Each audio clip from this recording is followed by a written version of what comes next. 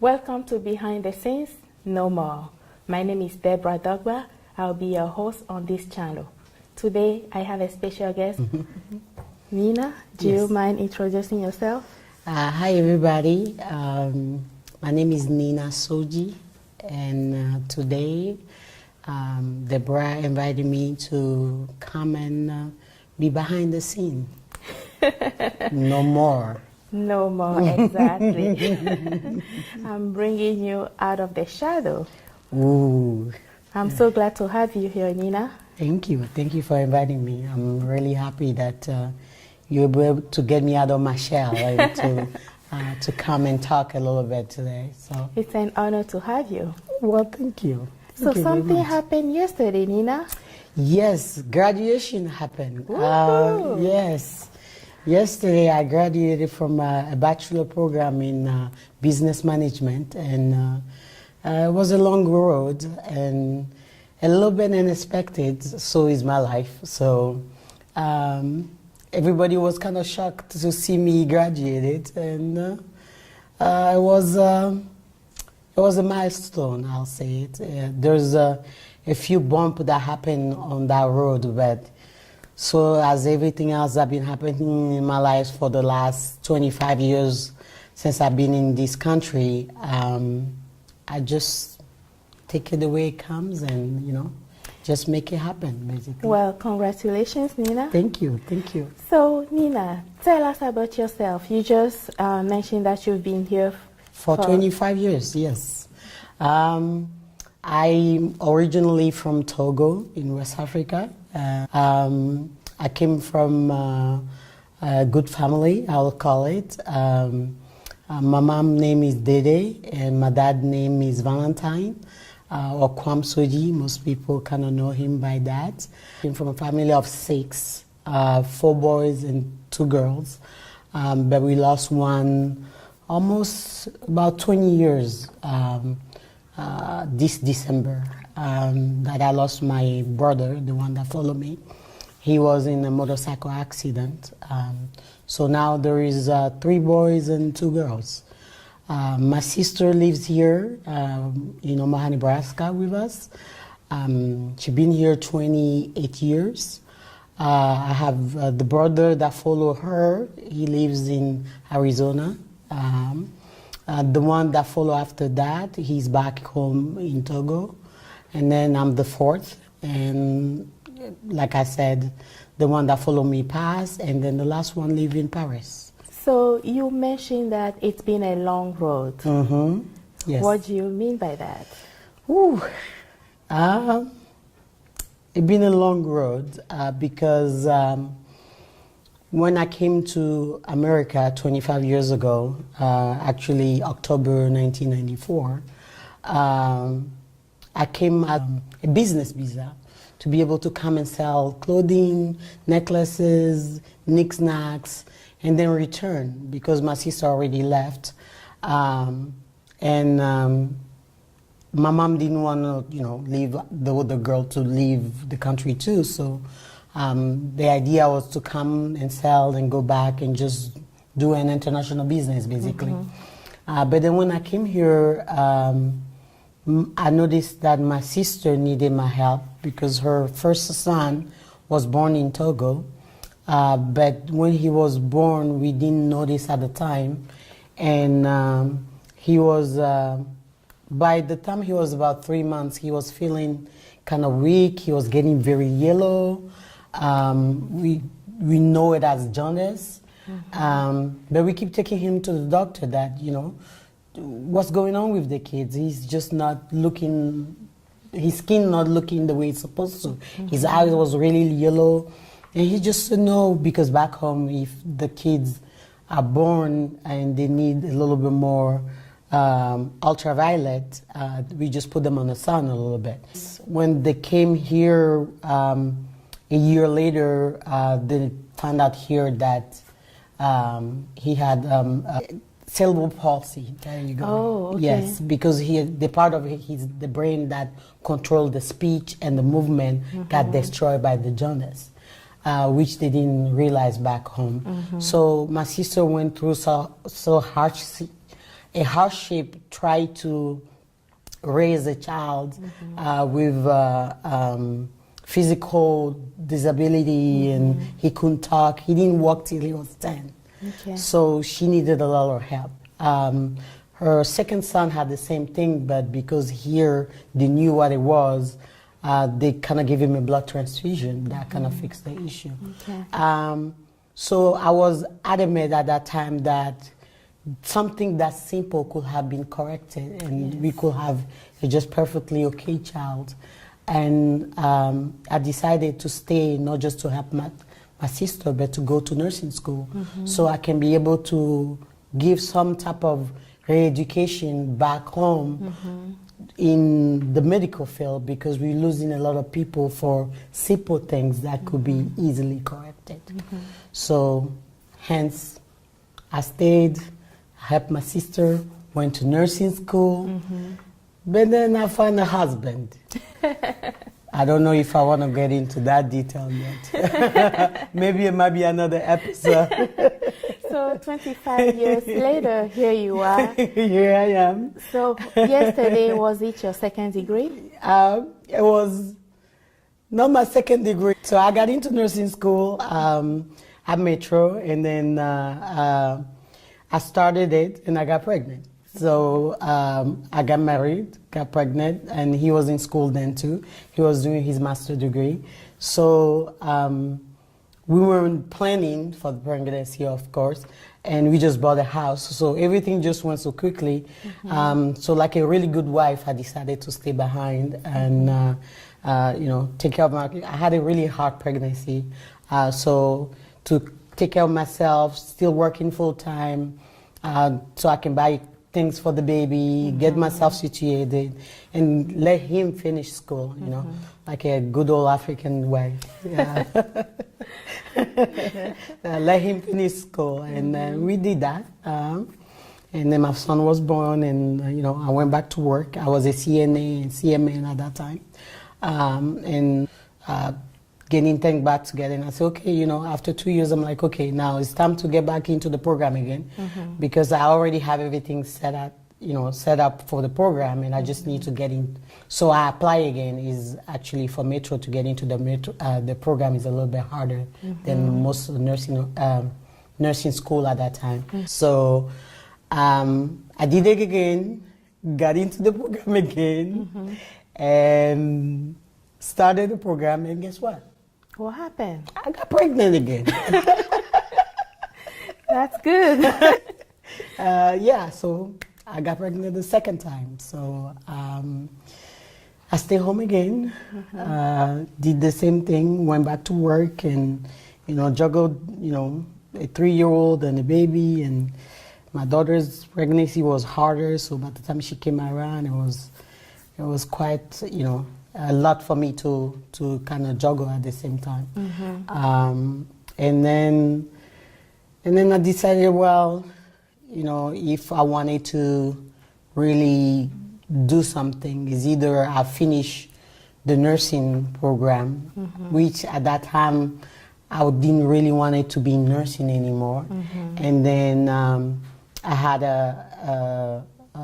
actually I had like a scholarship to do a respiratory therapist program, a full ride, you know, pay for. And I kind of questioned that too. And I prayed about it a little bit, and then I said, okay, you know what? I came here to do business, and I had ideas to do business. And at that time, there's that market opening up for Africans that was coming in that didn't have what to eat or where to get things to eat and stuff like that. And we had an Asian market at that time. That was when we started to go and buy like rice and small things. The lady will start asking us, what kind of things you guys like, you know? What kind of things can I bring you and stuff like that. And slowly she started pushing all the Asian items back and bringing more African items. And Wow, you saw an opportunity. Yeah, literally, we were kind of making her money, just, you know, and then I'm like, okay, if I'm making her money because she's the only one selling those things at that time, why not I just open my own place, bring all of those things together at my own place, and when people come, then it is there. So Wow. that's when the idea came about to open my own grocery. And at that time, I was cooking slowly for people too when I had time. There's a lot of bachelors that was around. A lot of guys was going to school. And, you know, from our culture, guys are not taught to cook or because they always believe that there is a wife there that's going to come around and, you know, make them food or something like that. So there's a lot of them starving around. So I kind of saw that opportunity to start cooking for them. So when opening the store came around, I'm like, okay, I think I don't want to go back to nursing school. I will go open a market. So we put some money together and we opened a grocery. And the rest is almost history. almost. And which year was this? This was 2004, 2005. 2004, 2005. Yeah, that's when I opened, and slowly I started to restructure it and put in the hood and put in the kitchen and start cooking there too, because people ask me for food. I'll cook it and bring it, or wake up at 4 o'clock in the morning. I'm like, this is a little bit too expensive. So I kind of, you know, made the decision when I get a little bit of money, I'll buy certain things at a time and just start restructuring the back of the bay that I had, and to be able to cook food there. So I started to do that, and at the same year, I found out that my my husband at that time, was cheating on me, and then he had another kid out of the marriage. So I was going through some really hard things happening at the same time. I had a new store that I had to deal with, and I have little kids underneath my arms. So it was quite an ordeal to kind of go through. And then while I was going through that, I was trying to kind of make things work. But then I start, my next door neighbor, things were start going really well. People start coming in. I had First Data Resources that was right on front, and a lot of African was working there. They'll come on the break time. So then my next door neighbor, she had a dance studio, and she started going to the landlord about how there's weird critters coming into her A lot bay. of traffic? A lot of traffic coming into her into my business that was bothering her. At one point, she was saying that my customers were talking to her customers in the parking lot. That was becoming to bother her, and there was too many foot traffic, and she just went on, and she tried to have a petition to get me evicted. And we actually went to court for this. Oh, wow. Yeah. While I'm going through the whole thing, we went to court for this, and the judge didn't find any reason for them to, you know, to get me evicted, and he closed the case. And then she started getting the state to come because there's bad this, there's critter that. So when they get called, they always come. They're only supposed to come once a year, and he was coming like almost every other week. And I'm like, what's going on? To investigate? Yeah, to investigate. And I'm like, I finally kind of like, by the third time I saw him, I'm like, okay, wait a minute. Why are you coming around so much? Oh, well, because the neighbor called us, and, you know, so every time she called, and he, you know. So at one point, I even had them call her and come in to tell me what was the smell, or what she was seeing that made it so much that, you know, she have to call the state. and she was standing by the door, and she saw yam by the door. And hence, guys, yam is like potato, dry item. It's a tube. It grows in the ground, and she pointed to that's where the smell is coming from. So I picked one up and I handed it to her. I said, smell it.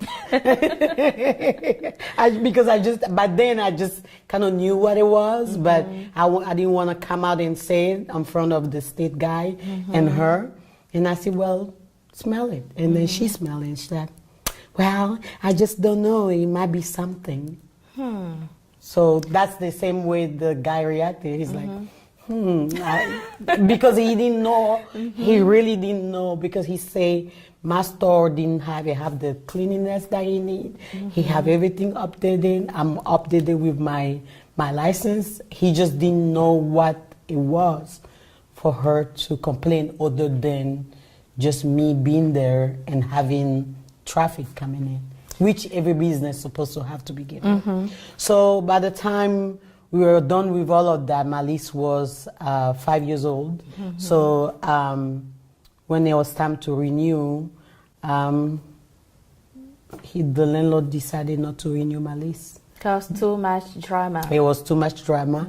And he just frankly said that she was the elder renter from him, and she'd been there a while. So to choose between me and her, I was the one that had to go.